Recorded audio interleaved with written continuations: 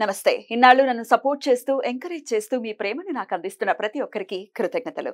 అలాగే ఈ వీడియో కూడా ఖచ్చితంగా మీకు ఉపయోగపడుతుంది. లైక్, షేర్ అండ్ సబ్స్క్రైబ్ చేసి మీ సపోర్ట్‌ని నాకు అందించండి. అలాగే ఈ వీడియో పట్ల మీకున్న అభిప్రాయాన్ని కామెంట్ సెక్షన్‌లో కామెంట్ చేసి తెలియజేయండి. ఇప్పుడు వీడియోని చూద్దాం. నమస్తే, వెల్కమ్ టు అవర్ ఛానల్. నేను పద్మిని. ప్రస్తుతంతో పాటు ప్రముఖ ఆధ్యాత్మికవేత్త, వాస్తు జ్యోతిష పండితులు, లలిత ఉపాసకులు, వాస్తు జ్యోతిష శిక్షణ నిపుణులు బ్రహ్మశ్రీ నానాజీ పట్నాయక్ గారు మనతో పాటు ఉన్నారు. మాట్లాడతాం. సార్ నమస్తే. సార్ శ్రీమాత్రే నమః. సార్, బోర్డు మీద ఆల్రెడీ రాశారు, శని వక్రగతి జరగబోతోంది. 4 నెలలు సార్, 4.5 నెలలు దాదాపుగా మనకి 29 జూన్ నుంచి 15 నవంబర్ వరకు ఉంటుందండి. అంటే ఏమీ లేదు, ఇది ఈ వెనక్కి తిరిగి ఉన్నట్టుగా కనిపిస్తుంది, కానీ మనకి సర్క్యులేషన్ లో వెనక మకర రాశి కుంభకరం వైపు తిరిగిన ఫలితాలు వస్తూ ఉంటాయి. దానివల్ల ప్రతి లగ్నం వారికి, లగ్నం తెలిస్తే లగ్నము, లగ్నం తెలియకపోతే రాశి వారికి మంచి విషయాలు ఉంటాయి. ఇందులో పాజిటివ్ ఉంటుంది, జాగ్రత్తలు తీసుకోవాలి. అదేవిధంగా ఇది వక్రగతి వల్ల పర్టికులర్ గా ఈ వక్రించిన శని దీన్ని చూస్తున్నాడు. సో 29 జూన్ నుంచి 13 జూలై వరకు ఇక్కడ ఉంటాడు కుజుడు. సో 29, 13 వరకు, అంటే దాదాపు ఒక 15 రోజుల పాటు ఇది ప్రపంచ వ్యాప్తంగా కానీ దీని ప్రభావం ఉంటుంది. అంటే ఎట్లాంటివి సార్? విపత్తులు అట్లాంటివి? విపత్తులు అదేనండి. ఇప్పుడు కామన్ గా మీరు గమనించినట్లయితే ఈ శని సామాన్యంగా చూస్తుంటేనే మనం గతంలో కూడా చెప్పుకున్నాం, పేరుకు వర్షాకాలంగానే ఎండలు బాగా వస్తూ ఉంటాయి. ఒక పక్క బాగా ఎండ వస్తుంది అనేసరికి ఇంకో దగ్గర విపరీతం వర్షం పడుతూ ఉంటుంది. అంటే ప్రకృతిలో ఏదైతే బ్యాలెన్స్ అనేది తప్పుతుంది, శని కుజులు ఎప్పుడైనా వీక్షించుకుంటున్నా కూడా. అయితే దీనివల్ల మాత్రం ఎట్టి పరిస్థితుల్లో ఇప్పుడు చూడండి, మనకి ఈ ఫ్లష్ ఈటింగ్ బ్యాక్టీరియా ఏదో అంటున్నారు, దాదాపుగా 2006లో వచ్చింది జపాన్లో. ఇప్పుడు కాదు, 2004లో వస్తే 2006లో దాన్ని డిటెక్ట్ చేశారు. 2006 నుంచి ఉన్నటువంటిది, అదేం కొత్తగా ఇప్పుడు ఇండియాకి వచ్చేసి ఏదో అయిపోతుంది అనుకునేటువంటి భయం అయితే పడాల్సిన పని లేదు. కాకపోతే ఈ కాంబినేషన్ వల్ల ఏమిటంటే ప్రపంచవ్యాప్తంగా కానివ్వండి, దేశాల వారిగా కానివ్వండి, మనకి రాష్ట్రాల వారిగా కానివ్వండి, అనవసరమైన గొడవలకు దారితీస్తూ ఉంటుంది. సాధారణంగా ఇది మనకి క్రోధినామ సంవత్సరం. కుజుడు ఓన్ హౌస్ లో ఉన్నాడు. ఇన్ని రోజులు శని చూస్తున్నందుకు ఆల్రెడీ జరుగుతున్నాయి. వక్రించి చూస్తున్నప్పుడు ఇంకొంచెం డిఫరెంట్ గా గొడవలు. అందులో ముఖ్యంగా సరిహద్దుల్లో ఉండేటువంటి ఈ భద్రతను కల్పిస్తున్నటువంటి ఈ యొక్క సైనికులు కానీ, పోలీస్ డిపార్ట్మెంట్ మీద కానీ కాస్త ఎక్కువ ప్రభావం చూపిస్తుంటుంది. అంటే వాళ్ళకి కొన్ని స్ట్రిక్ట్ రూల్స్ ఇవ్వడం, ప్రెషర్ ఎక్కువగా ఉంటుంది. ఎందుకంటే వక్రించిన శని చూస్తున్నాడుగా, అందుకని. అండ్ అదే విధంగా కొన్ని అల్లకల్లోలకు సంబంధించిన దేశవ్యాప్తంగా, ప్రపంచవ్యాప్తంగా ఏదైనా కొన్ని నిర్ణయాలు తీసుకునేటప్పుడు మనకి పిఎంలు కావచ్చు, వాళ్ళు ఆ నిర్ణయాలను కొంత వ్యతిరేకిస్తూ కొన్ని అల్లర్లు జరగడం కానీ, కొన్ని తీవ్రమైన నిర్ణయాలు తీసుకోవడం కానీ, ఇటువంటివి జరుగుతూ ఉంటాయి. అదొకటి మెయిన్ గా చూసుకోవాలి ఈ శని వక్రగతి అండ్ ఈ కుజుడు దృష్టి పడడం వల్ల. అయితే ద్వాదశ రాశులకి కూడా డెఫినెట్ గా ఆయన ఇచ్చేటటువంటి ఫలితాలు ఉంటాయి కదా సార్? డెఫినెట్ గా మార్పు ఉండబోతోంది. ఎందుకంటే అష్టమ శని, అర్ధాష్టమ శని, ఏలినాటి శని వాళ్ళకి ఎలాగో అలాగే ఉంటుంది. కానీ అష్టమ శని, అర్ధాష్టమ శని వాళ్ళకి ఏమైనా డిఫరెన్సెస్ ఉంటాయా? Right sir. అయితే మరి ద్వాదశ రాశుల వాళ్ళు కూడా ఈ పీరియడ్ ని ఎట్లా ఉండబోతుంది ఈ 4.5 నెలలు కూడా? అలాగే శని యొక్క అనుగ్రహమే పొందడం కోసం ఎట్లాంటి రెమెడీస్ చేసుకోవచ్చు అనేది ఒక్కసారి వివరంగా అన్ని రాశుల వాళ్ళకి చెప్తారా సార్? చెప్తాను. ఆఖరిలో ఈ అర్ధాష్టమ, అష్టమ శని వాళ్ళకి ఏం మార్పు వస్తుందో కూడా చెప్తాను, ఎండింగ్ లో చెప్తాను. తప్పకుండా సార్. రైట్. ఇక మిథున రాశి వారికి ఎలా ఉండబోతుంది సార్ ఈ 4.5 నెలలు కూడా? ఈ 4.5 నెలలు మిథునం వారికి పిహెచ్డీస్ చేయడానికి, రీసెర్చెస్ చేయడానికి చాలా అనుకూలంగా ఉంటుంది ఈ 4.5 months. అదేవిధంగా గతంలో ఇప్పుడు మిథునం వారికి 4th house లో కేతు ఉండడం వల్ల ఏంటంటే ఎడ్యుకేషన్ పరంగా ఏదైనా బ్యాక్లాగ్స్ ఉన్నా, లేకపోతే ఏదైనా కన్స్ట్రక్షన్ చేస్తుంది ఆగిపోతాయి ఒక్కోసారి. ఈ శని వక్రగతి వాటిని సేవ్ చేస్తుంది. అంటే అట్లాంటి వాటిని మళ్ళీ రీస్టార్ట్ చేయడానికి అండ్ అదేవిధంగా విదేశాలకు వెళ్ళడానికి అనుకూలించడము. బికాస్ ఆఫ్ ఇక్కడ 9th house లో ఉండేటువంటి శని ఎప్పుడైతే వక్రించి 8th house కి వెళ్తుందో దీని ప్రభావం ఏంటంటే కొంచెం విదేశీ యోగాలకి ఇస్తుంది. కాకపోతే ఇక్కడ ఇన్వెస్ట్మెంట్స్ కూడా ఈ టైంలో చేసే ఇన్వెస్ట్మెంట్స్ రైట్ ఇన్వెస్ట్మెంట్స్ అవుతాయి. సంతాన అభివృద్ధి అండ్ ఇట్లాంటి వాటికి బాగా తోడ్పడుతుంది చెప్పాలంటే. క్రియేటివ్ ఫీల్డ్లో ఉండేటువంటి వారు కొత్తగా ఏదైనా క్రియేటివ్గా చేయడం వల్ల మంచి ఫలితాలు.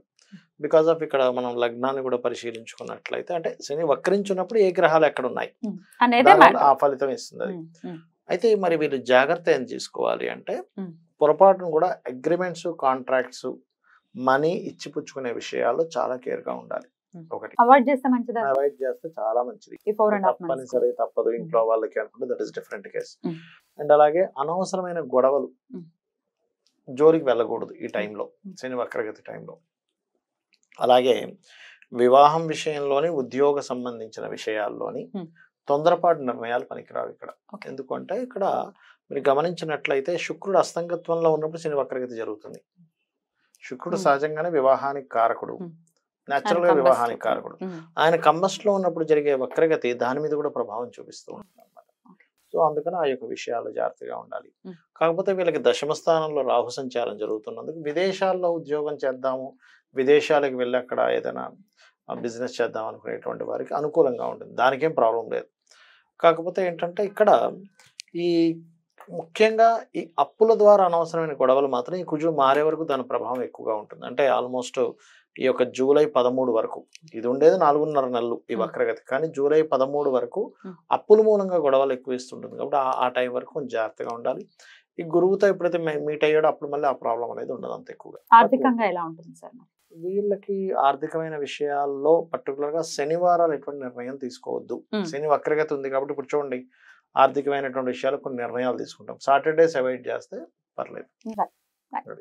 ఓకే, సో అలాగే వీళ్ళు చేసుకోవాల్సినటువంటి పరిహారాలు ఏంటి?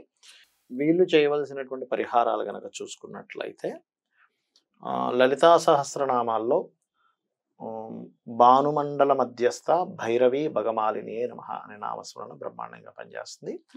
అండ్ ఇంకొకటి ఏంటంటే కొద్దిగా సూర్య నమస్కారాలు చేస్తూ గోధుమ రవ్వ గోవు తినిపించడం మంచిది. Right sir. అలాగే కామన్ గా వీళ్ళు చేసుకోవాల్సినటువంటి ఇంకొక రెమెడీ కూడా ఉంది. ఎందుకంటే శని వక్రగతి కాబట్టి 4.5 నెలల పాటు ఉండేటటువంటి పరిస్థితి ఉంటుంది కాబట్టి, మరి మిథున రాశి వాళ్ళు చేసుకోవాల్సినటువంటి రెమెడీ ఏంటో చెప్తారా సార్? తప్పకుండా. మరి కామన్ గా చేసుకోవాల్సినటువంటి రెమెడీస్ ఏంటి సార్? ఫస్ట్ ఆఫ్ ఆల్ ఏంటంటే మనకి విశ్వంలో ఎప్పుడైతే పలానా ప్లానెట్ ఒక ఎనర్జీ కలిగిన ప్లానెట్ ఇంకో ఎనర్జీ కలిగిన ప్లానెట్తో వీక్షణలు ఉన్నప్పుడు ప్రకృతిలో మార్పులు వస్తాయని చెప్పుకున్నాం మనం. అంటే ఎండ వర్షం ఇవన్నిట్లో ఎలా ఉంటుందో జీవుల మీద కూడా దాని ప్రభావం ఉంటుంది. సహజంగానే ఇది పూర్వదిన సంవత్సరం కొంచెం గొడవలకి ఎక్కువ దారితీస్తుంది కాబట్టి ఈ 2 గ్రహాలకి పర్టికులర్గా అంటే కుజ శని గ్రహాలకి దీపారాధన చేయాలి. ఇప్పుడు ఎనర్జీ కంట్రోల్ అవుతుంది. అలాగే బెల్లము క్యారెట్స్ ఈ 2 పదార్థాలని గోవులకు తినిపించడం చేస్తూ ఉండాలి. బెల్లం ఒకటి, క్యారెట్స్ ఒకటి. మంగళవారం శనివారం తినిపిస్తూ ఉండాలి. వీలైనంత మటుకు ఆంజనేయ స్వామి ఆలయాలకు వెళ్ళడము, ఓం హరిమర్కట మర్కటాయ నమః అందరూ చేసుకోవచ్చు. లేదా ఓం అనాకలిత సాదృశ్య చుబుక శ్రీ విరాజితాయ నమః. ఎందుకంటే శని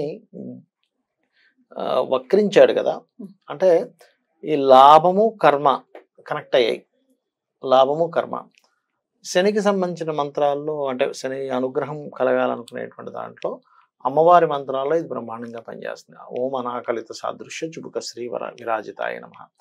దీంతో పాటు ఓం శ్రీమాత్రే నమః ప్రతిరోజు చేసుకుంటే అంటే మనకి బయట ఎలాగున్న పరిస్థితులు మనకి ఇబ్బంది కలగకుండా ఉంటుంది. బయట పరిస్థితులు గొడవలు జరగవచ్చు, రకరకాల అవ్వచ్చు, డిఫరెంట్ ఇవి అవ్వచ్చు, కానీ వీళ్ళకి సేఫ్గా ఉంటారు ఇది చేసుకుంటే. అండ్ అలాగే ఇంకోటి ఏంటంటే శని వారము మరియు మంగళవారము గోవులకు క్యారెట్స్ బెల్లం తినిపించడంతో పాటు వీలైతే గనక పెరుగన్నాన్ని పంచడం పేదలకి, లేదా గూడాన్నము అంటారు. అంటే మనకి మన బెల్లంతో తయారు చేసిన పదార్థము కొంచెం నెయ్యి కూడా వేసి దాన్ని అమ్మవారికి నైవేద్యం కాబట్టి ప్రసాదంగా కనుక పంచినట్లయితే కూడా ఇబ్బంది అనేటువంటిది రాకుండా ఉంటుంది. అద్భుతం సార్, చాలా బ్యూటిఫుల్ గా ఎక్స్ప్లెయిన్ చేశారు. ఈ 4.5 నెలల తర్వాత ఆయన మీనంలోకి వెళ్తారా సార్? మీనంలోకి ఇంకా ట్రాన్సిట్ కూడా ఉంటుంది కాబట్టి మేషరాశి వారికి ఏలినాటి శని స్టార్ట్ అయ్యే పరిస్థితి ఉంటుంది. రైట్. సో ఈ 4.5 months మీరు ఇందాకే చెప్పారు మేషరాశి వారికి మంచి కాలం అనే చెప్పారు. మొత్తం ఓవరాల్ గా 12 రాశుల వాళ్ళకి కూడా ఎట్లాంటి రిజల్ట్స్ ఇవ్వబోతున్నారు, శని వక్రగతి అనేది వివరంగా తెలియజేశారు. రెమెడీస్ ని కూడా చేసుకున్నారు. డెఫినెట్ గా ఇవి పాటించుకుంటూ ఈ 4.5 months కూడా అందరికీ పీస్ఫుల్ గా వెళ్ళాలని మనస్ఫూర్తిగా కోరుకుంటూ కృతజ్ఞతలు సార్. నమస్తే.